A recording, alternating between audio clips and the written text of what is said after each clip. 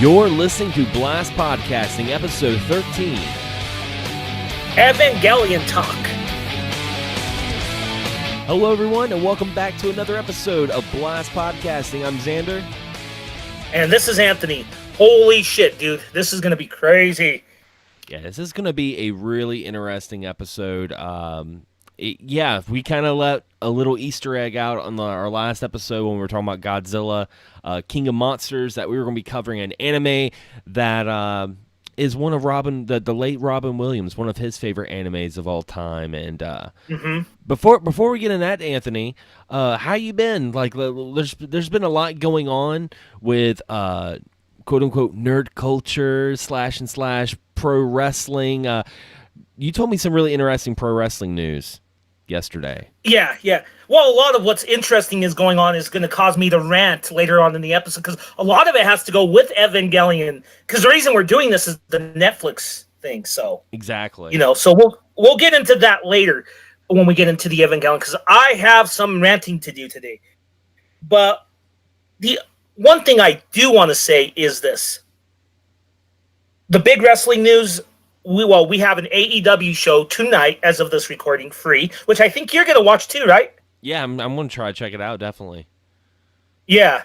You just go on the BR Live, but by the time this is over, it'll be on there. You can watch it if you missed it live, but I'm going to watch it live, and it's free.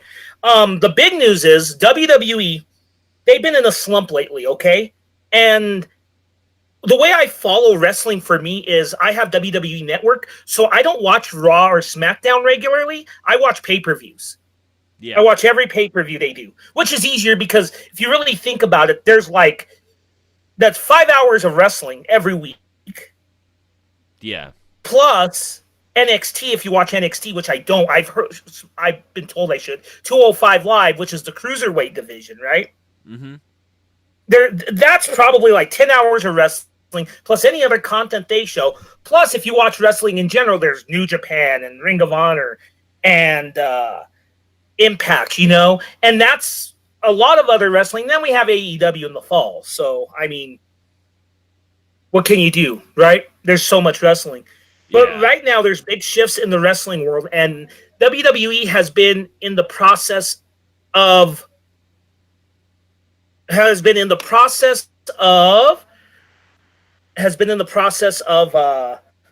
just a change because of AEW and independent wrestling. You know what I mean? Yeah.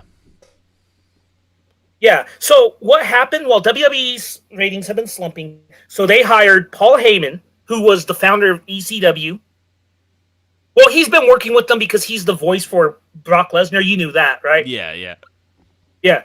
But they hired him as the creative guy in charge of Monday Night Raw. The big news is they got Bischoff back in as an executive role. Now, he did work for WWE back in the early 2000s after WCW folded, about a year. But he was not a creative guy. He was just an on-screen talent. Right, yeah. Because they were trying to... Yeah, because they were trying to do the whole, like, WCW, WWE, like, E thing for a little bit, for a hot minute. Yeah, and he wasn't, but now he's in the creative role, and what's going to happen is they're going to be in charge, and they're supposed to change the creative direction. The skepticism that everybody has is Vince McMahon is too much of a control freak. Oh yeah, it's legendary that McMahon will throw out scripts at the last minute and all that shit. And if you really want confirmation of this, go listen to Chris Jericho's podcast interview with Jon Moxley, the former Dean Ambrose, from the end of May. I suggest you listen to that too, Xander, if you get a chance. Oh, yeah. Yeah, because he left for AEW, and man, he really tears up the WWE.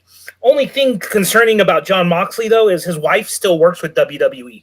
So I don't know how well that's going. But anyway, that's my concern. How do you feel about the news? I think it's kind of interesting, and something I was thinking about when you first told me the news is, there are young pro wrestling fans. I'm not talking about young like in their teens. There's pro wrestling fans that are in their 20s right now that did not grow up during the Attitude Era of wrestling. Isn't that kind of insane to think about? Yeah, that is insane. That's my big viewership when I watched that. And Attitude Era isn't just WWE; it's also what was going on in WCW. And I Yeah. was really big into WCW because I know a lot of people put down a lot of their decisions, and rightly so. But I really thought the storylines in WCW at times were more intriguing than the storylines in WWE. Yeah. So what I mean by that is, I like wrestling, and I'm a science fiction fantasy nerd. You could do that, but I'm kind of I don't mind supernatural elements to a degree, Hmm. but I prefer sometimes the grounded storylines like the NWO and all that. And even with Sting back in the day, that storyline with Sting is one of the best character development stories of all time for wrestling.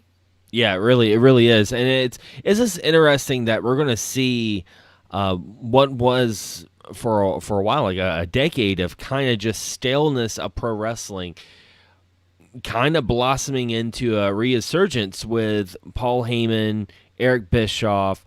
Like I said, wrestling fans that only heard about the Attitude Era, that maybe went back and watched the WWE Network and saw some of the old matches and some of the old stories and documentaries, seeing that kind of blossom, and also seeing what AEW has to offer for pro wrestling fans. It's a really interesting time for folks who enjoy that sports entertainment.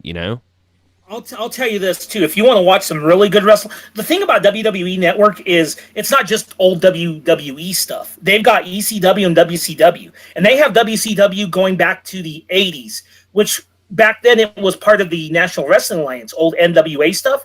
I've been watching NWA stuff lately, and holy shit, that stuff is good, but it's brutal. I mean, people bleed a lot in those matches. One of the bloodiest pay-per-views is Starrcade 1985. Yeah. But watch it. It's one of the best pay-per-views, Starrcade 1985. And I mean, that's really when you see like Dusty Rhodes and Ric Flair. The thing about Ric Flair is, I wouldn't say he was at his prime, but that's really when he was his prime as a heel. Not as a heel, but when he was really coming into it. Because a lot of people praise his run during the NWO era as he was still a piece of shit, but not as big of a piece of shit as the NWO. Yeah. Yeah. And that's the thing about I could go on for that. We'll talk about. Hopefully, we could get our wrestling buddy in again. Yeah. Because we really need to. Yeah, we need to get Carcamo on because, like you said earlier before we did a show, the pre-show, that we need his input on the changes of wrestling because it's definitely changing right now. It's a big shift. It is a big fucking shift. So. Yeah, that's it for wrestling. Real quick, too, on my game front, because I know you want to talk about a certain game, I think, a little bit, right? Yeah. Yeah. I am going through, and I'll probably talk more about this on Absolute Counter. Mm-hmm. I think we'll have a whole episode down the line. I've been playing Trails of Cold Steel, and that is a hell of an RPG. I know you sold your copy of it. Not yet. It's still on eBay. It's still on eBay. Hopefully someone will buy it. But you should download it. Yeah, because it is one of the best RPGs I've played. With story wise, there's some issues I have with the UI a little bit, and I'm not a fan of the English of dub, which I've complained about. Which we'll talk more about people complaining about English dubs later on. Oh yeah, but in the end, Trails of Cold Steel 1 is a great game. I have 2 loaded on here, and I bought because of the Steam sale. I bought Trails in the Sky and Trails in the Sky 2, which I've heard is just as good storyline. And they all take place in the same world. So there's characters that cross over and shit. Yeah, like I've had Trails of Cold Steel, the Lionheart edition on PS3. I've had it for years. It was just one of those things that I bought at GameStop during my tax returns. I had some more money in my pocket, and I saw a collector's edition. I'm like, oh, yeah, it's Falcom. I'm going to check this out. And it was funny because it actually came with a slip cover for Trails of Cold Steel 2. So you would have you would have the set at the time when the second one was coming out. But yeah, the game is still sealed. I never actually played, but I've heard good things over the years. I've heard you talk about it, and yeah, like it's been your big game right now. Every time we talk about games, you're like Trials of Cold Steel, man. Yeah, that's why I haven't bought Bloodborne or even Mario Maker 2, because I have Trails of Cold Steel 2, but I think I don't want to get burned out. So because I cleaned out my PS4, did I tell you that? Yeah. Yeah, so it's running great now, and I think I'm going to tackle RE2 Yeah, you should. It's finally. one of the best remakes But ever. but I will tell you this: if you get Trails of Cold Steel, make sure you get the PS4 editions Yeah. because they That come with all the DLC. Oh, go ahead. that's why I was like, I don't really feel bad selling the PS3 special Okay. edition that I have. I don't feel bad because I'm like, there's more definitive versions out there, and if I want to tackle it, I want to have the whole main course. I want all the fixings. I just don't want to play the vanilla version. So Yeah, and think about this: 3 and 4 are PS4 only, and those games you do make some choices in them that carry over to oh the next yeah, games. wow. So PS1, PS4, I mean, you want to get those two because we got 3 coming out in September, and I know there's some big releases, but fuck every game. It's 3 for me. I'm pretty sure two's good. I've heard two's is even better. But that's the crazy thing about these Trails games is they're episodic, long ass fucking games, and it made me think about the Final Fantasy VII remake. Which if I don't care if the whole chapter is Midgard, if it's as meaty in character development as this fucking one game is, which it is, fucking meaty in character development and characterization, getting to know the characters, fine by me, because this proves episodic gaming can be done right, especially long ass episodes. Definitely, definitely. When it comes to games, game I've been playing that I definitely want to talk about before we get into the main topic. It's of course I've been playing Bloodstained Ritual tonight. I've been playing the quote unquote gimped version on Nintendo Switch, and this is where my rant's going to come in because Okay. I've seen so many people talk about the Switch version, which I will say first and foremost, it does have flaws. It is not. Okay. It is not a perfect port. It does have some problems that are being addressed by the folks behind Bloodstain, Igarashi, and all the developers. They're looking into it, and they're going to be fixing patches. The main thing is the game. The game has some details that aren't as apparent in the PS4 and Xbox One. Like the beginning of the game, you're on a ship. There's not as many water effects when you first start the game. They take some of the stuff out of the background in the Switch version. The frame rate is at 30 instead of 60. But the main thing that everyone's been talking about is how this game is just not playable. It is terrible. And I'm like, have you played the Switch version? They're like, no, this is just something I've heard from IGN. I'm like, okay, so you're going to follow a website that gave Pokemon a 7.5 because of too much water. You're going to follow that, but you're not going to listen to people who have actually played that fucking port and say, hey, it's really not that bad. I've played over 10 hours now. I about got 40% of the castle explored, and I haven't had any issues. I've had a little bit of slowdown, but then again, the PS4 and Xbox One also have had slowdown in the same amount of areas. Like I said, it's not perfect. It's going to be addressed. It's going to be patched, but it's not nearly as unplayable as some folks try to bring it out. And that brings back to another thing that I want to say that's very controversial is that I love patches. I love updates. A lot of folks do not like patches, and they will complain. They're like, oh, it makes me so mad that, a game comes out and it's not finished and they have to update and fix it. These are the same people who complain when a game's delayed, and they're the same kind of people when games come out and they're flawed and they have defects. We live in a time now. Preach it, motherfucker. Yeah, we live in a time that game developers are, being hospitalized, like what we've been hearing about with the new Pokemon Sword and Shield. Some of the developers have actually been hospitalized from being overworked to put out a product. We have this, and then we have the gamers who are just, like I like to call freaking passenger drivers. They've never developed a game in their life. They've never worked in the industry other than paraphrasing what some YouTuber is paraphrasing off of a gaming site, and that's all it is, and it pisses me off. I'm just like, it's crazy, Well, one, let me address something. People act like patches are a brand new thing. They date back all the way to the mid-90s. Yeah. They do. PC gaming. And you know what? Patches, when people say they hate patches, it's one of those things like saying I hate video games. Yeah. It's so general. Because patches don't just fix things. They add things. They change stuff. Look at like what Tekken 7 did with its patches. Not Yeah. only did it allow you to do the DLC, if you play Tekken 7 at launch, or close to launch like I did, and you play it now, the menu screen for all of that is completely different than what it used to be Yeah. because they patched that up. It's just one of those things where look at the I'll give you a good example of a patch that is good, and I agree. I'm with you on patches. Remember the Xbox 360 patches Oh yeah. when they changed the blades Yeah. to that new UI, that completely different UI that was pretty cool, but kind of slowed down your 360. Mm-hmm. But then they added a patch that fixed that. Yeah. It's the same shit, right? Yeah, I mean, and the thing is a lot of people will say, "Oh, games back in the day they were complete and they were so much better." No, they weren't, because say you got a game like Ninja Gaiden on the NES, that game has flaws. Could you It does. imagine? Could you imagine if like they had the technology we have now, and they could like go back and fix some of these NES games that were utter trash? The problem with I love Ninja Gaiden, one of my favorite NES games, but I will say this: the problem with that game's difficulty is not only some bad design choices, but some glitchy shit like enemy respawns. When you kill an enemy and then they respawn right away. That's Yeah. not that's a bullshit fix.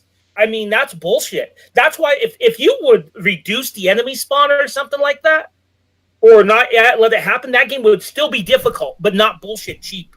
Yeah. And you're right. If you could patch that out, why not patch it? Exactly, because I mean, like I said, games are expensive. They've always been expensive, and if there's a way that you can get more bang for your buck, because these are being made by human people. Games are not developed by robots, and if they can fix something, that's awesome. I'm all about that. Even if you're the kind of person like I can understand the people that are like, you know what, I'm gonna wait on buying the game until everything's patched. I'm like, okay, that's cool. But for the people that are just going out of their way and they're like, this is completely unplayable because this is what IGN told me, I'm like, shut up. Yeah, Just shut exactly. up. And let me tell you this: remember all the jokes in the '90s about, oh, let's make another version of Street Fighter 2? Yeah, Those were patches. yeah, they I don't are. care. Those are fucking patches. And Yeah, those were that was freaking cartridge DLC right there. exactly, those were patches. So, and any version, fighting games do this a lot. I mean, how many versions of fuck? I mean, I was looking at MAME and I have Killer Instinct, right? Yeah, I have version 2.1, 2.2, 1.5. All of those games, Mortal Kombat even had 1.1, 1.2. All those games had patches too. Some were more subtle, i.e. Mortal Kombat Killer Instinct. Some weren't, Street Fighter. But they're patches. And patches are good. Because hell, even Mortal Kombat 3. Oh yeah, Ultimate Mortal Kombat 3. Yeah. Why do you think when Mortal Kombat games are re-released, they don't release Mortal Kombat 3? They release Ultimate Mortal Kombat 3. Yep.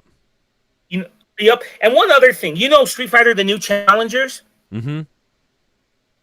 Do you know that the reason they did the follow-up, the final, I guess the last version of that series for a long time, the Turbo, Super Street Fighter 2 Turbo, because new challengers was slower compared to hyper fighting. So they patched in something that people wanted. Yeah. Faster speeds. So there you go. What's wrong with patches? Nothing. Exactly. But yeah, that was just There's been bad patches, but oh yeah. But go ahead, my bad. That's all good. But that's pretty much what I wanted to say. I've been enjoying Bloodstained. I plan on talking more about it in a video very soon that I'm gonna put out on the channel, because I'm gonna make a video like games I've been playing, and that's gonna be one of the games I'll talk about. But other than that, I mean, let's get into the meat and potatoes of this episode. And that's an anime that just debuted on Netflix. And here's the funny thing. This show's gonna be really interesting because we got two different perspectives. You have Anthony, who is a veteran of Evangelion, and then you have me, who I've heard about this anime for years, but I never sat down and watched it because I was very I want to say like overwhelmed, and I was kind of like scared to get into it. like how I do with some animes, because sometimes you hear about anime so much you're like, I don't know if I can tackle all this. But I started with the Netflix series. Yep. So this is going to be interesting because we're going to talk about it. And overall, I want to ask you, as a veteran, Anthony, what do you think about the Netflix reboot of Evangelion? I think it's fine. I know some people are going to be like, you're just a fanboy. Well, fuck you. Let me tell you something. Fly Me to the Moon. You know what was funny is, for those that don't know, the series previously had the song Fly Me to the Moon, which I believe was written by Bart Carroll. Its most famous version was sung by Frank Sinatra, right? Right. But they did a version of the song at the end of Evangelion, and then there's some sound cues with Fly Me to the Moon in the series. Well, for whatever reason, Netflix couldn't get it, and it upset people. And the excuse that I saw for the credits was the music is supposed to make you decompress after each fucking episode because the series is so fucked up. Yeah. And to be honest, it never did that for me. It's like, I want to see what the fuck is next, so I always skipped who the fuck? I don't understand this either. Who the fuck watches end titles anyway? Do you? No. In anything? The only time I would watch an end title would be, I know some shows like Dragon Ball Super and like Boruto, the series after Naruto and Shippuden. Sometimes the end clips would show kind of foreshadowing of what to expect later on, but I mean, it's not that big of a deal. Like, I've never been like, oh, right. I gotta watch the ending credits to see if there's anything. I mean, it's not a fucking Marvel movie. Yeah, and with those previews, let me ask you this: they're intact on dubs, and I used to like watching because they were kind of cool. But nowadays, I don't want to watch those because one, I have the next episode anyway accessible, unless it's a show that is like ongoing. So I can see what's going to happen next. That's different when it's ongoing and you're waiting for the next episode. But with something like Evangelion, there's no point in watching it. Yeah. Especially if you're going to binge watch it. And that's the thing with Fly Me to the Moon is, I'll admit, I was a little, like, when I first saw that it wasn't gone, it kind of hit me a little bit. But it was like, and then I thought about it, I was like, is it really necessary? And now I got petitions and all kinds of bullshit. And I got further rants about this, about people complaining about this re-release, but that's for later on. But I will say, I like the re-release. What about you? I mean, I really don't have a whole lot to compare it to because I haven't really watched too much of it prior. Now, I did watch some because I will admit, like I told you before we recorded, this is going to be an anime I'm going to have to watch again because there's so much stuff that I could not process just watching it. But I did watch a couple of YouTube videos of folks talking about the anime, and when they would talk about it, sometimes they would play clips of the old dub. And can I just say, like, Shinky, he kind of sounds a little bit like Kermit in the old dubs. Oh, Shinji? Yeah, he sounds. You said Shinky. Shinky, but no, Shinji. He sounds kind of like Kermit a little bit. I was like, oh, like I kind of prefer the new dub a little bit. And here's the thing, like, And this is going to open up an Anthony rant right here, because I'm going to say it. A lot of the old dubs are not as good as folks remember. A lot of it's nostalgia. Oh yeah, a lot of old anime. If I have the choice between watching the old '90s dubs or I can watch the Japanese, subtitles, I'd rather watch. I'd rather watch it in Japanese because I feel like it captures it a little bit more, because dubs back in the 90s, they weren't really that good. Some of them are exceptions, but yeah, some of them were just really, really dry because, voice acting was a different thing back then. It was just kind of like they'd find someone off the street like, hey, you want to do a voice of this robot guy? Okay, come over here, Right. So, yeah. You're going to open me up, right? Yeah, because I know that's one of the rants. Let me explain something about this old dub. It's not good because those actors are bad. Those actors are actually quite good. The reason it's bad is it was one of their first jobs in the mid-90s for ADV. Spike Spencer is one of the best voice actors in anime and video games out there, in my opinion. He's the original voice of Shinji. If you want to watch him voice Shinji really well, watch the Rebuild films. That's fine. Even if they got this cast, the old cast back for a new Netflix stuff, I would have been okay with that because they've far improved. I'm just saying that original dub itself, not in the context of the actors, is trash. It's Yeah. not the actors that it was their first job. It's trash because it was their first job. Everyone's overacting.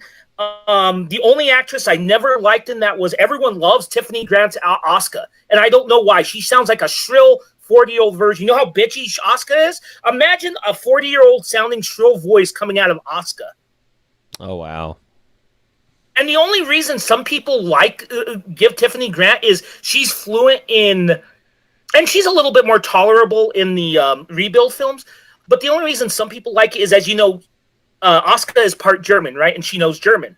Ah. Tiffany Grant is fluent in German, so she actually improvised lines in the original dub in German, and people are like, oh, that's missing from the original actress. But the girl that they got in this one, I thought sounded perfect for Asuka. She sounds like a bratty. She sounds like a kid. She sounds like a bratty fucking kid. Yeah. I thought it was good. Like I said, I'm not having huge comparisons. Like I didn't sit there and be like, okay, well because I know there's YouTube videos of like comparisons between the two dubs. It doesn't matter to me as long as the story is cohesive and they did it justice of what the original was, which I heard they changed a little bit of things to it as well. They changed the script. It's more literal. Yeah. It's a more literal translation. And the reason you can tell that, this is my only pet peeve of it. There's a little bit of English, and you probably know what I'm referring to. Third child. It should be third child, not fourth children. I don't know why they kept that. It's so weird hearing it. Because I've known about fourth children and third children for years. Because I've studied Evangelion for years, and that's what they're referred to in Japan. Fourth children, third children. Yeah. But I don't, as an English major, I don't see any reason. Sometimes, there's some Japanese words that can come across as like and love, and, it's important in that choice. But with children, I don't see any contextual reason to keep it. Just change it to child. That's my only complaint. Yeah. That kind of bugged me a little bit. But other than that, I mean, the performances are better because they're much more subdued. The problem with the original dub is everyone's like screaming all the time, I don't know if you noticed that, but everyone's so like loud. And I'm a loud guy myself. I can't really talk. But in that dub, everyone is fucking loud and exaggerated. In this one, it's much more subtle. It's much more subdued. Even she's a little bit more exaggerated. But when they do explode, it's more monumental and it hits home. Like when Misato gets mad and she blows up. In the old one, she's always just so exaggerated, and that's funny because those same actors played more subdued versions of those characters in the rebuild films, which I'll explain to you later what those are. Yeah. But yeah, I like the new dub. I think the new dub is good. I have one more rant before we dive into the series. All right. One more rant. There is this new rewriting. We've talked about how some people are posing agendas into writing, a lot. Yeah. Like when we talked about Iceman being gay. Yeah. In episode 24, and there's spoilers here as usual, so there's the last angel, Karu, right? Right. And for years it's been debated: is Shinji liking him in a homosexual way, or is he liking him because someone is actually giving him the attention and care that nobody has ever done to him? And it's hard to say which. And it's been debated for years and for years and for years. But all of a sudden, because some lines were changed to the more literal translation, all of a fucking sudden, they're automatically gay now. No. You know what? All these people who are saying that they're automatically gay, that's never been the case. It's always been debated. They're acting like all of a sudden that was definitive. No, it's been debated for years. I have followed this series since 2001, Xander. I have followed message boards, news sites, all kinds of stuff. And that's one of the things, of many things that series has been debated about for years. Was the Karu and Shinji relationship is gay? I, for one, don't know. Okay, but now because of the LGBTQ thing going on right now, people are pushing it as it was definitively that way, and it was never definitive. What was your take on that? Here's the thing. Like I knew about it from the controversy. Yeah. Because, like I said, I never watched the show before, so I knew about this whole thing because of the controversy on social media. But I'll be honest, watching it and being like, hey, is this guy gay or not? It did not change my overall consensus of what the show was to me. It did not change my relationship between those two people, because it doesn't matter if they love each other, sexual or not. That was something that was very interesting in the sense of who Koji was and who Shinji is. You know, being being an angel and getting the love that he never got, who he's been battling this whole series. He's been battling these angels, these monsters, and the one thing he got recognized and loved, just freaking being the pilot of the unit and the Evas. He got that. You know, so I mean, even talking about it, I get goosebumps because, like I said, this show's like a freaking, it's like an onion. It's got many layers. So seeing that, I was like, oh, dude, I got another. I did. Oh, go ahead. I was gonna say it didn't bother me. Like I didn't even think about it. You know. And here's the thing about that. One can look at it at a different point of view. Shinji's sexuality is so challenged throughout that whole series. It really is. He doesn't know what he wants. I mean, there's that scene where he sees the naked Asuka, Misato, and Rei. And there's no clear-cut love interest for him. He's so confused about sexuality because he's been so closed off. Yeah. So one can view the Karu thing as him conflicted about his sexuality and not a definitive answer. And of course, there's the infamous scene that opens up end of Evangelion, which you know I'm talking about. Yeah. Yeah, which we can talk about too, because, you know, that's even shows how pent up his sexuality is and how he doesn't even understand it. He doesn't understand what he's doing wrong in that scene, right? Yeah, I mean, but I don't want to talk too much. Oh, go ahead. I was gonna say, I mean, the guy doesn't even understand what love is to begin with, because I mean, he has never had that sort of nurturing direction his whole life anyway, because of his father. Exactly. Think about it. And the scene we're talking about in the end of Evangelion, we might as well just say it, is the masturbation scene. Yeah. Where Shinji, he unclothes Asuka, and I don't think he's ever seen a nude woman, at least, or a woman in that state of undress. And he's so inept on his sexuality that he masturbates over her, which is a creepy fucking thing for anyone to do. Yeah. And it's like, what the fuck? But you kind of get why he does it, because he's so pent up. He's pent up in every aspect that sexually he's probably even more screwed up.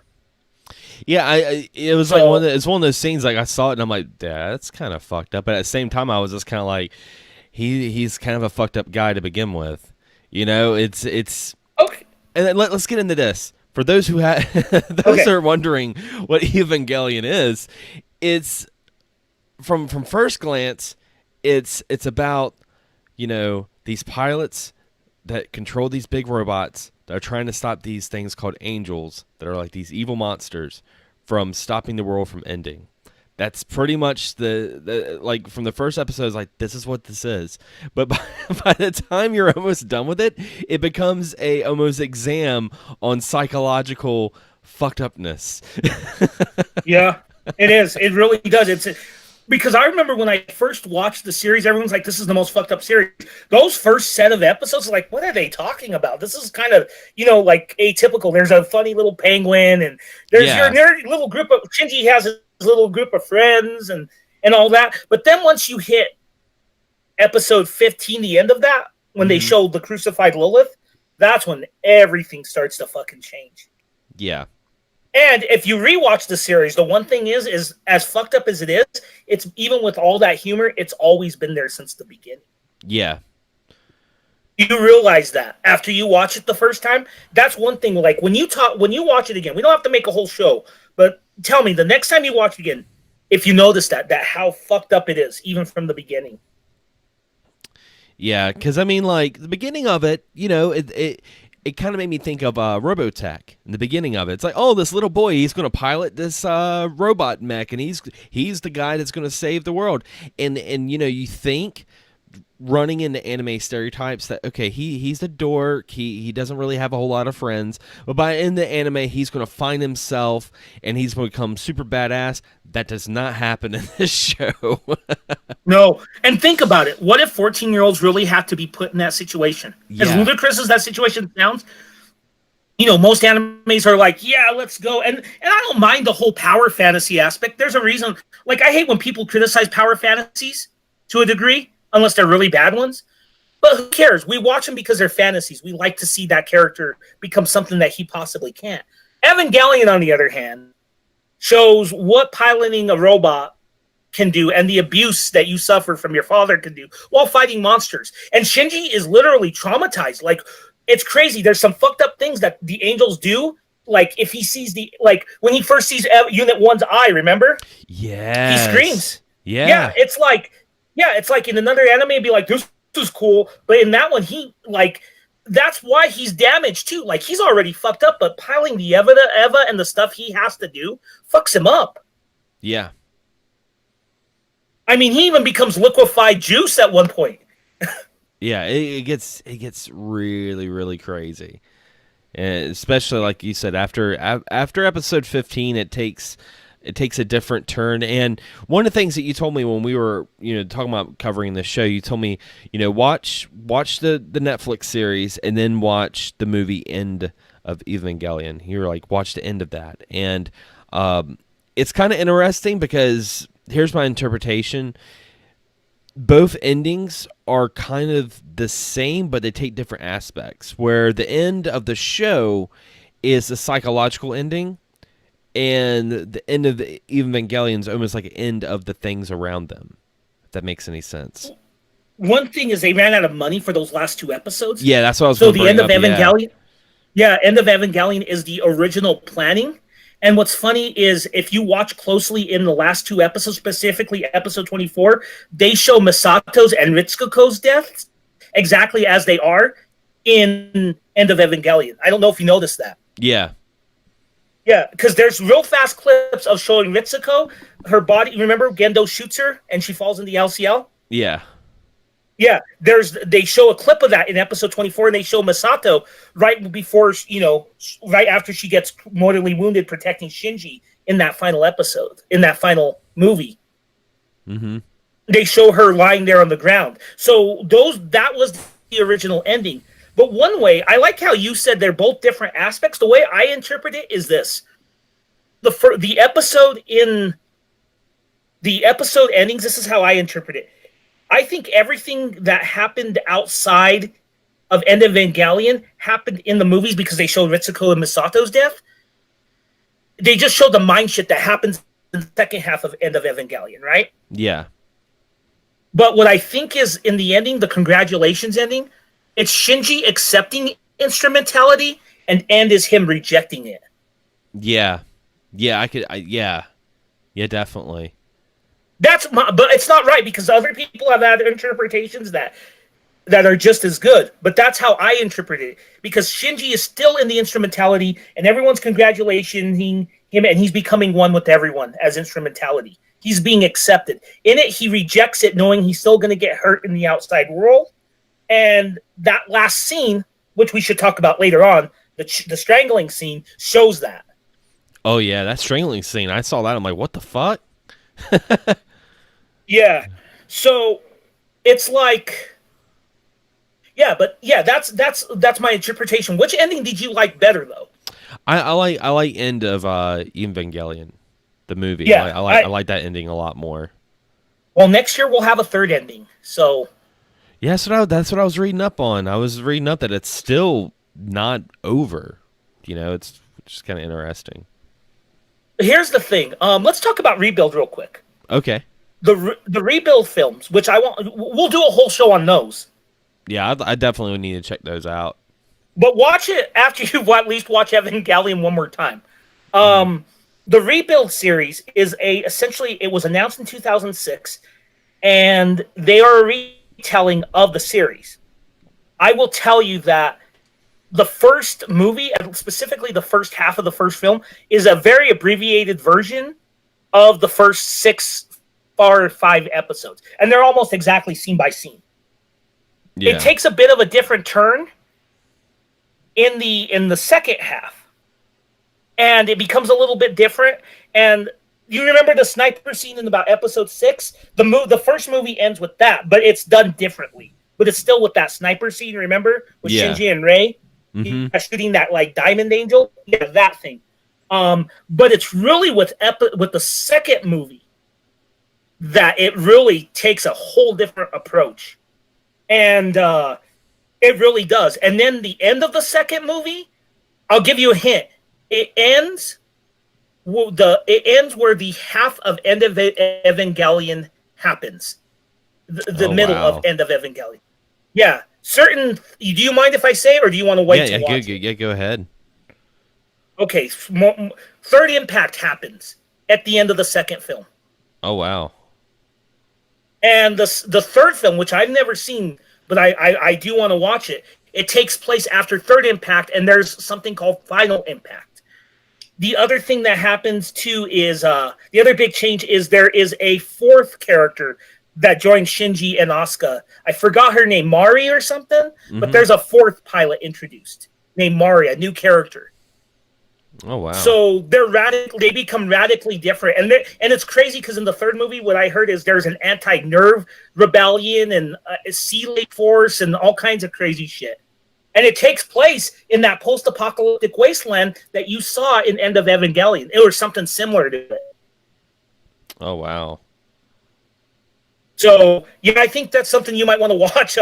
Yeah, it's almost like it's just like almost like a reboot. It sounds like.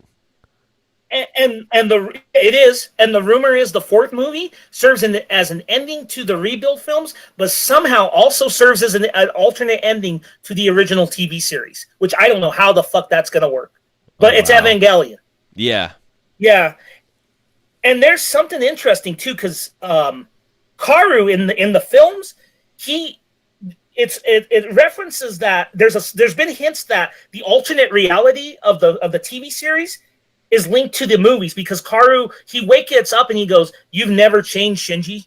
You have never changed," relating to his first encounter with him in the TV series. That's always been hinted at in the films. Oh wow.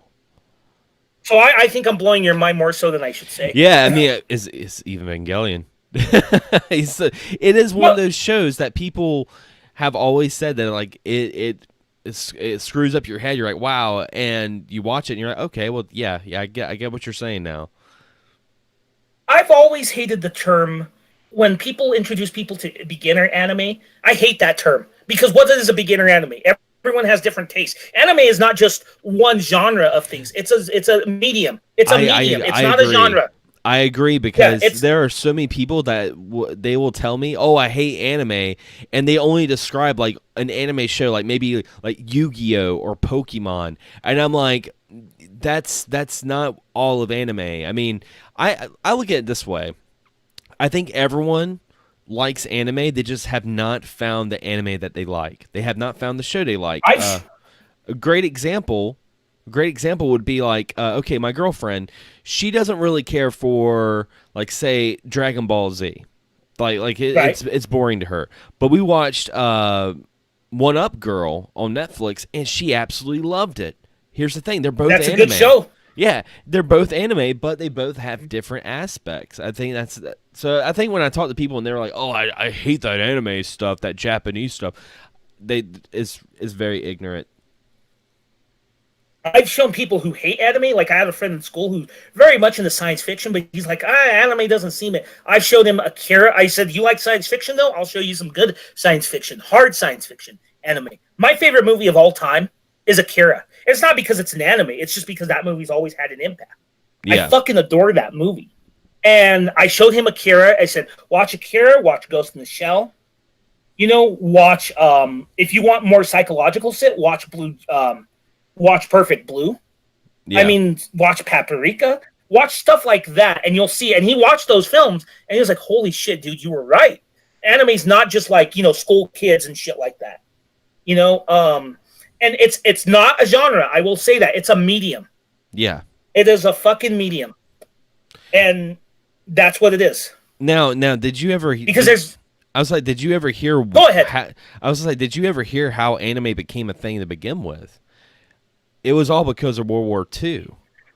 Because the film industry was destroyed during World War II after the war, and then making movies were so expensive, but it was a lot cheaper to make animation, and that's why animation Exactly. became such a bigger thing in Japan. And what's funny is a lot of anime is some of the earliest serialized shows on television. Anime was serialized decades before this golden age of TV that we have in the United States, Yeah. so-called golden age, where everyone wants to watch serialized stories. And I mean, if you look back at the history of serialized shows in the United States, there was a few. The most groundbreaking show is one of my favorite shows is Babylon 5. We could talk Mm-hmm. about that another time. But before that, if you look at shows like Votoms and Gundam, Votoms is 1983. It's as old as I am. I'm 36. So Votoms is 1983 when they didn't really have anything serialized except for maybe what's that show called? Street Blue Hill or Hill Street Blues or something like that. It was a cop show that was heavily serialized here in the States. Mm-hmm. But I mean, they had Gundam, they had Gatchaman, they had all of these shows that had a beginning, middle, end. Macross, you even brought it up. Macross is from 81. Yeah. Robotech, the original Macross, which is one of my favorites as well, that was heavy serialized. So I think when people say they hate anime, you got to give it props for being one of the first mediums to serialize something. Another thing too is if you talk to anybody who says they don't like anime but they love Transformers, just smack them in the back of the head. Oh my god! I love Yeah. it. People will be like, "Oh man, I grew up watching Transformers," and then you talk about anime. Ew, anime. I'm like, dude, you're watching anime. Oh, you want to know the kicker? You want to know the real kicker? I've met people who hate anime but they love Robotech. That's even more of a sin. Oh wow. Or Think about it. or Voltron. That's even more of a sin. Yeah. Oh, I got to talk about the original Japanese. Anyway, let's go back to Evangelion. Yeah. My point was, I hate the term though beginner anime because, like I said, you ask someone like my friend, I showed him science fiction things. That's what he liked. I don't know if I would. I love Evangelion, but it's not something I openly recommend to people. I even had a talk with you about it if you were sure you wanted to do this, and because I thought it was a cool idea, and you're like, "Fuck it, I'll do it."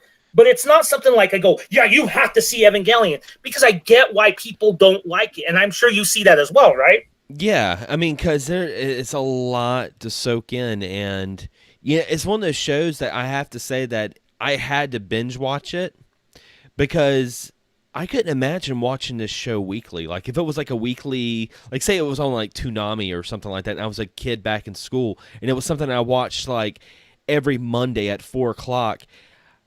I couldn't imagine watching a show like that because there's so much to soak in. Cartoon Network did air Evangelion That's so crazy. at one point. It was on Adult Swim though, Yeah. but even then it was edited. So, yeah. But that's the thing with this show. My viewing on it, I'm going to tell you this. I've watched it. I don't watch it often. I do want to watch it again, and I'll probably put it on the shelf after I watch the rebuild until like the next rebuild film comes out. So that's a good year and a half or so. But I'm going to tell you this, Xander. It hit me hard this time. Oh yeah. Yeah, it hit me hard because the first time I watched it, it was like that cool. Like you're watching something edgy as a 17-year-old, right? Right. Yeah. Then I watched it a few years later. I was like, oh, this is kind of fucked up, but it's cool, And it was kind of like, maybe it's a little overrated phase, right? Right. Then I watched it for my YouTube channel. I'm like, God, this is still pretty good. It's in my top 5. I watch it now as someone who's gone through, and I'm not saying I'm a better critic than people, but I see things differently. I'm a creative writing and lit major and a lit minor. So I see things differently because of that. Okay, I hadn't seen the show in almost a decade before this Netflix viewing. I'm a parent to a teenager. I know the mental trauma a teenager goes through without all the shit Shinji goes through. I know someone close to my life that is almost exactly like Shinji in a lot of ways, but doesn't have the hardship because I'm not a dick to him. Okay, but is a lot that they will do what someone tells them to do. They will flee from fighting. They will do that. You know what I mean? Mm-hmm. So there's that. It hit me hard because you really think about some of the things. Let's be honest. Asuka and Rei, they get raped. Yeah. They do. They get raped, dude. It's Yeah. not that simple. They get raped. I mean, Asuka with the mind rape, and even there's those flashes that says, "Get out of my mind! How you're making me feel dirty." Yeah. And then there's that ugly scene of Asuka in the house, the deserted house, naked, and she's just destroyed because she's a bitch. She's a confident bitch in the whole series. I hate to say it that way, but she is, right? Right. Yeah. And the problem with that is when she is violated, it destroys her. What did you think of that scene when she got violated, mind rape? That was just kind of like wow, because I mean it pretty much took her spirit away. And then when that Rey clone dies, the one that gets to know Shinji, remember that Angel is violating her Eva, and remember she's getting all the veins and shit. So she's getting violated in the same way. So that's a metaphor for rape and trauma that it causes. Yeah. I mean, it becomes, if you really, like back then, like the mind rape to Asuka, it's like, oh, that screwed her up. But now it's like really, like knowing what I know, it's like, wow, that's fucked up. I'll say it took what little bit of innocence she had as a teenager away. Exactly. That was already that wasn't a whole lot to begin with, because she's a teenager and she's piloting this big robot and trying to save the world, and that's a big hardship on a teenager anyway. So you're thinking about that, and then you're thinking about, well, what confidence she had, because that was something that she had throughout the shows. She had a lot of confidence, but it was kind of a visage within itself when you find out a little bit more of her backstory. It's kind of what were you gonna say? Yeah. It was, yeah. Oh, I was just gonna say. It was like the I classic. want you to continue. Oh, sorry. Yeah, go ahead, and then I'll say what I want to say. It's go ahead. Yeah, I was gonna say it's kind of like she was the classic bully syndrome. Yeah. That's the meat and potatoes of it. She was the classic bully syndrome, and what she went through, what that little bit of confidence she had, what that little bit of humanity she had left was gone. And even her, as confident as she came across, her sexuality was tested. Her attraction to Kaji. And I did tell you one question not to ask me was who killed Kaji, by the way, because they never explained that. Yeah, maybe they will in the rebuilds. I don't know what his I don't remember what his status. It's been years since I've seen the second rebuild, so I don't remember what his status is in. I know he's in them, but I don't remember what his status is. But yeah, in this one, it's just even at that, like with Kaji, he's the most mentally stable character in that series, and they kill him off. Yeah, think about that. They kill off the one character that is mentally stable, and it seems like he was expecting his death. Yeah. What I was going to ask you, Xander, and if you can, and you can edit this out if you want, but do you want to go a little longer on this discussion? Yeah, definitely. Yeah, let's go a little longer than normal on this episode. Okay, you guys got a longer episode, I guess, because there's a lot to digest. But what did you think of the character of Kaji? It's very, very interesting. Very interesting, because, like I said, he kind of opened up another side of Shinji a little bit, And Masato. Yeah. Because up until a good part of the series, Masato was very much a very emotional, stable character. But then later on, she does not. I mean, one of the most interesting scenes in that series is the scene where, and this is something that you don't see in anime a lot, is them in bed together. Remember? Yeah. Yeah, and that whole scene, kind of broke down her vulnerabilities and why she was attracted to Kaji. But the one thing that's heartbreaking about that is his last voice message, where he says, "If I see you again, I'll say the one thing that I could not say 8 years ago," or whatever. Yeah. Yeah. So, and she knows she's dead. There's a theory, and I don't buy it, but there's been a theory that's been going around that they say Masato is the one that killed Kaji. That would be interesting. I don't know. I never bought that theory, though. Yeah. I think I liked his character, though, because he was kind of the sane instrument of all the crazy stuff that was going on, though. He always seemed to be the one that always had the right stuff to say, and he kind of kept people grounded. That's one of the things I did like about him, especially in the Yeah. in the early introduction of him. You know, it was Yeah. it was It pretty was much kind of it was pretty much like he was just like the guy, the cool guy that, you know, the younger girls like, and he had that little bit of history with Homegirl and stuff like that. I mean, but yeah. yeah, he was an Okay, let's run down characters then real quick. Ritsuko. What was that? Let's run down some characters real quick. Ritsuko. That What was your thoughts on her? I probably the closest that Shinji had to a mother. You really think so? She was fucked up too in her own way. She was, but I mean, like, it was almost like that was that was some of the closest he had to a family member in so many ways. Because I mean, like, you know, she looked after him, and even though he kind of resented Oh, her. you're thinking of Misato. Ah, shit. I'm talking about the scientist Ritsuko, Oh, the her. blonde hair. Yeah, I mean, yeah, she was kind of fucked up. She was very robotic to me. But that was the point of that character too, though, Yeah. because she even says she was afraid of relationships because a relationship between men and women could never be robotic. But then one of the revelations that hit me hard was her relationship with Gendo when it was revealed that she was sleeping with him. Yeah. And how I can kind of get why she was sleeping with him, because he was emotionally detached, but she expected more from him in the end, and that's where her logic Yeah. was thrown out the window. And like, really, when you see her break down, like the Ray clones, when she destroys the Ray clones, the Ray clones were based off of Yui, Shinji's mom. Right.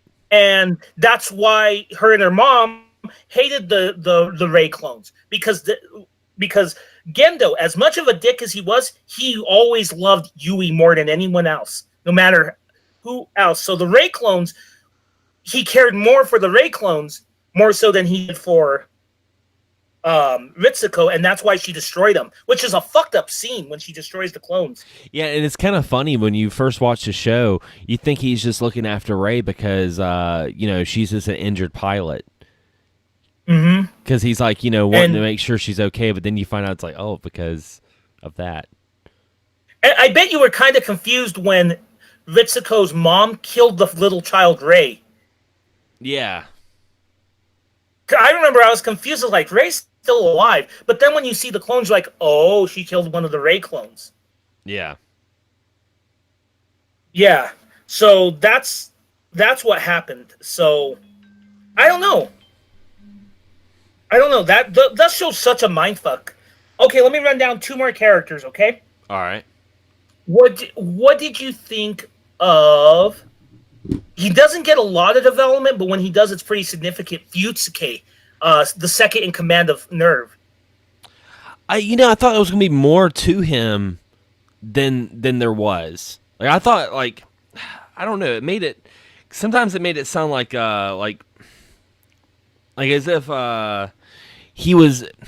I'm trying to think of the best way to describe this, because it almost seemed like at first that Shinji's dad was like almost like he was a puppet at one point. And I almost thought like that guy was going to be like the puppeteer that was actually pulling everything, and everything's going to turn around when I was first watching the show. But yeah, he doesn't really have a whole lot.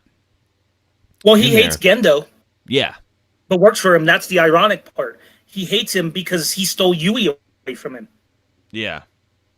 Yeah. Let's see. So even he has a little bit of depth. Who else could we go to? What did you think of Misato? Because we've mentioned her a lot, but we haven't really gone into your thoughts about her. I really... you kind of did already. Yeah. I really liked her character. Go ahead and expand on this. I really liked her character because she was really trying to get Shinji out of his shell. Like, she even mentioned like the hedgehog syndrome. Like, she understood him, even though she was messed up in her own head with certain things. Failed love life. What happened during the second impact. but she, like I said, she was the closest to like a big sister, mother kind of figure that he had, and I remember she felt how happy she felt when he had friends, like when he was getting Right. friends, and when he was getting kind of cocky, she was actually kind of glad that he was getting cocky a little bit. I remember that. And yeah, or you know what scene is always is kind of heartbreaking is she's dragging him in the end of Evangelion because he's so broken. Yeah, Yeah, she's just dragging him, and then she the only weird thing is that last line she tells Shinji before she dies. She kisses him and she goes, "We'll do the things that grown-ups do," yeah, which is weird. But I don't know if she was just. But I think she said that because she knew she was dead. yeah, Um, okay, real quick because I know we should probably we did go over, right? We've gone over. yeah. We've gone over a little bit, Okay, but yeah, let's okay. The last scene, the very last scene of End of Evangelion. the choking. Yeah, the choking, the beach scene. Yeah, that was that that that was kind of messed up. I mean, yeah, Yeah, there's so why why because that's another thing we were talking about translations earlier, and that line she says in Japanese has been translated to "I'm sick, I feel disgusted" or something. In this translation, it's just disgusting, right? yeah, But there's been times when it says "I feel sick," or there's just been different, and that can be interpreted. Some people have thought she's pregnant. Some people have thought, you know, the way it is. I think what it is Shinji's choking her, but then he stops when she caresses him, and she says she's disgusting, and she feels disgusting, and I think she says I. It's her way of saying I love this little fucker, but I feel it makes me ill yeah, because of. I think that's. I think that's what ultimately happens. It's not a hookup necessarily, but it's a realization of their own fucked up sexuality and feeling. Because Asuka's sexuality is just as fucked up too, in a different way, which we yeah, haven't really talked about. Her attraction to Kaji in a lot of animes that would be treated as like a humorous thing, but it's actually like when you get deep in the series, it actually leads to her breakdown. yeah, yeah. She becomes obsessed So with him. yeah, she becomes obsessed, and he does the right thing. You're a kid. You're a kid. So one last thing too, Xander. The episodes 21. I think I told you this in text. 21 through 24 are the director's cut episodes, Yeah, I remember which you were you mentioning that. probably Yeah, noticed they're longer. yeah, Yeah, if you notice, those episodes are longer. And in my old DVD set, which was stolen, it had both the original version of 21 through 24 and the original version and the director's cut. And the director's cut opens of 21 because it's a flashback. It doesn't have that scene of the second impact happening in the original version. Oh wow. Yeah, yeah. So I think we kind of overwhelmed ourselves this episode because there's still a lot more to talk It about. really is. But hey, this is where folks that are listening can go in the comments and we can all talk about it too. This leads a good Yeah, this leads some good I'm. audience interaction. I think there's going to be some that disagree with my sentiments on the dub.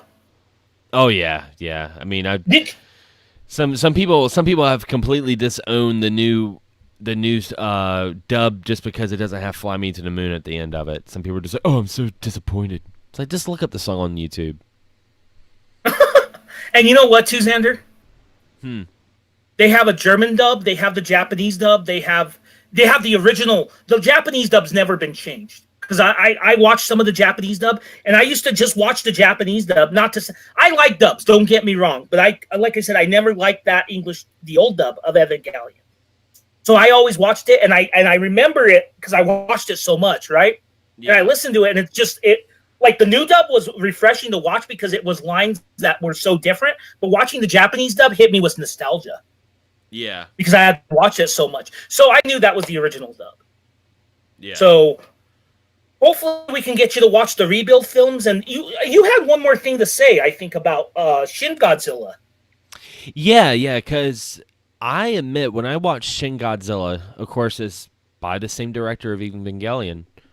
When I watched it in theaters, because it was in theaters one day, and I watched it, I didn't particularly care for it because it was a very drawn out political drama. Most of the movie takes place in the office, and it takes place with the characters on there. You know, a lot of people complain about Godzilla 2014 and King of Monsters being like, there's too much humans, there's not enough monsters. Watch Shin Godzilla and come back to me, because there's not a whole lot of Godzilla, but when they do show Godzilla, he almost interprets the disturbing aspect of mankind and the corrupt of politics, because he starts off like he's got three different forms in the movie, and he starts off as kind of like a nuisance, and then he turns into Godzilla. And I watching this show and then thinking about the first scene of Godzilla's atomic breath, it all clicked. I'm like, oh, okay, well, this kind of makes more sense, because this was Shin Godzilla is more of a emotional journey than it is a monster film. And that, yeah, now that you watched it, if you want to watch some other works from Anno, though, and the one work that I'm going to recommend, and BioPhoenix would be totally, our friend BioPhoenix would totally agree with me on this, is and it's got a bittersweet ending. It still has some of the psychological ramification, but not as fucked up as Evangelion. Watch Gunbuster. Yeah, watch Gunbuster Aim to the Top, because that's a really good anime. It's a little bit silly at times because there are scenes where the girls are naked in bathtubs or something, or in hot tubs, and they just talk, and there's a lot of breast movement. Yeah, which is fan servicey. But other than that, that movie is very heartfelt, and it's got a lot of warmth to it. But you can see shades of Evangelion. The other work people talk about with him is Nadia, Secret of the Blue Water or something. But that had production issues too, which I won't even go into because it's even more messed up. I've never seen Nadia, though, of the Blue Water. Yeah. So that's if you want to watch another Anno anime, I would recommend Gunbuster. And don't worry, it's not as heavy as Evangelion, but it's good. I mean, it's deep, but it's not like overwhelming like you felt with Evangelion. Yeah, it was, like I said, it was very, very overwhelming show. Like I said, I'm gonna have to watch it again later. Once my mind kind of stabilizes, I'm like, all right, it's time to go back on this roller coaster, because that's really what it was. It was a roller coaster. You're processing it. Yeah, because it was a show that starts off like a stereotypical monster versus robots thing. And that's the thing. A lot of Japanese mech animes are not all about robots battling giant monsters. There's always more to it. Like like Gundam, Macross. There's more to it than just robot fights. It's not Super Sentai or Power Rangers. And you know what? It's more of a, real quick. You brought up a good point. It's more of a. It may even be more of a deconstruction of Power Rangers or Sentai or whatever. Yeah. If you really think about it, than actual mecha anime, because mecha anime is really, really deep. I didn't mean to interrupt you. I'm just saying. No, it makes a good, because beginning the first couple of episodes, it was just like every episode's like, oh, we gotta fight another angel, and let's fight an angel. Let's do this, let's do that, and you're just kind of like, oh, okay, cool, and then you get a little bit more character development, you get a little bit more of a backstory, you kind of figure out what the world's coming to, blah blah blah, and then all of a sudden, it becomes crazy, very very crazy. Indeed. Did you like it, Xander? That's the last question. I did really like it, and I'm glad I finally got to see it. And I definitely want to dive more into it. Yeah, I liked it. We got a lot of follow-up episodes to do, but I think this is one we should prioritize down the line. Not for a while, because we have a fun episode next week, I think. Oh yeah, not as in. I don't think it's going to be as much of an in-depth episode as this one was, but it's going to be a lot of fun. Yeah, it'll be pretty cool. But yeah, any last words? Go watch it, guys. Go watch it. It's on Netflix. And if you don't like it, that's okay. We understand it. Yeah, it's not for everyone. Yeah, Yeah, it's really not. I'll definitely admit that it's not for everyone, but it's good. I liked it personally. It was a good One show. la- one last thing, if you want more, if it did lead to a deconstruction of other anime genres. Like one of my favorites is a show called Revolutionary Girl Utena. You know how I guess Evangelion is a deconstruction of the mecha genre? Yeah. Utena is fucked up in its own way, but it's the deconstruction of the magical girl genre. Ah. Yeah. Huh. Yeah, I like Magical Girl Utena or Revolutionary Girl Utena. That one's really good. And then there's the other one, Serial Experiments Lane, which is I don't think it deconstructs anything, but it's 13 episodes of mindfuckery. And it's not like Eva where it starts off like, yeah, we're gonna do this. No, it starts off the boat as fucked up as Eva got in the end. So there you go. If you want to watch two fucked up ones, watch those two. I will say also. Let's add an extra one in there. I don't know if you've watched it or not, but if you want to watch another very weird psychological anime that's kind of like in the same premises in some ways, Gantz. Oh, okay. Yeah, Gantz. Okay, I'm down with Gantz. I've read the manga, some of it, and I liked it, but it's fucked up. It is. It starts off kind of like, bad people get second chances and kill aliens, but then there's more to it. A lot more to it. I got one more too. Another anime that I watched it right before, and I'm a fan of it. A lot of people dismiss it as an Evangelion clone. It isn't, but it deals with some psychological themes, and it does get heavy in its own way, but it's not as disturbing. It's called Razafan. All right. And I think that's one I would really like you to watch as soon as possible. Razafan is available on Amazon Prime. It is about it's about a boy who gets a magical mech called the Razafan, and he fights against these things called Dolems.